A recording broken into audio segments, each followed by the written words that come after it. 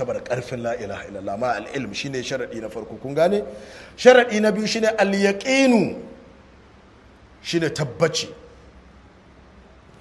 wanda yake kore shakka kun gane. Al-yaqin wanda yake kore shakka, mutum yayi yaqini. Malaka ce daga nan zuwa la'asar ba zai yiwu ba, yanzu za ka gama insha Allah dan saboda ni ma samu in koma gida. Al-yaqin, al-yaqin ko san bai yiwuwa wallahi duk mutumin da yake kunkunto babu imani. Kamar ilimi ne, malamai suka ce duk abin da kake shakku a kan shi bai zama ilimi ba tukuna, saboda ilimi shine abin da yake da tabbaci.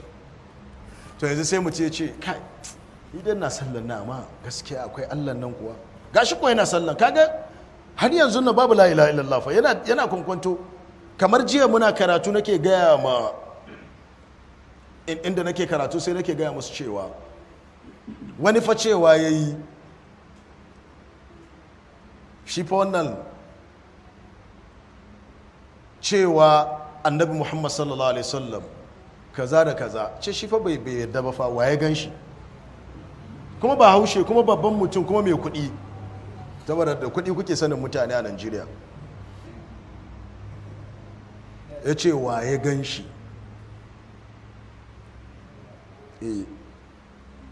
kuma ana Abuja.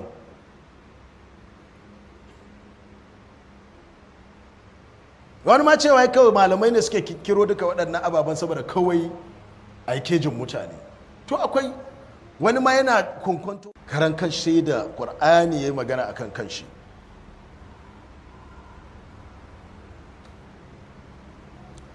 La raiba fihi, la raiba fihi, babu shakku a cikin Qur'ani. Wai dan ka ce ka karanta abu ka ce shin haka ne da gaske kuwa? Haka ne annabi Nuhu alayhi salam an zo an yi tufana, ruwa ya shanya ko ina daga sama. Wayanda suke atheist suka ce babu evidence na cewa an yi wannan abun, babu shi a tarihi saboda scientists ba su yi discover wannan ba, saboda haka mu ba mu imani da wannan magana a cikin Qur'ani ba. Afa tu'minuna bi ba'd al-kitabi wa takfuruna bi ba'd, za ku imani da sashe na littafi ku wani al-yaqin. Wallahi duk wanda ya san wane ne Allah, shi yasa yaqinu ya biyo me ilimi. Duk wanda ya samu malam ba sai ka samu ilimi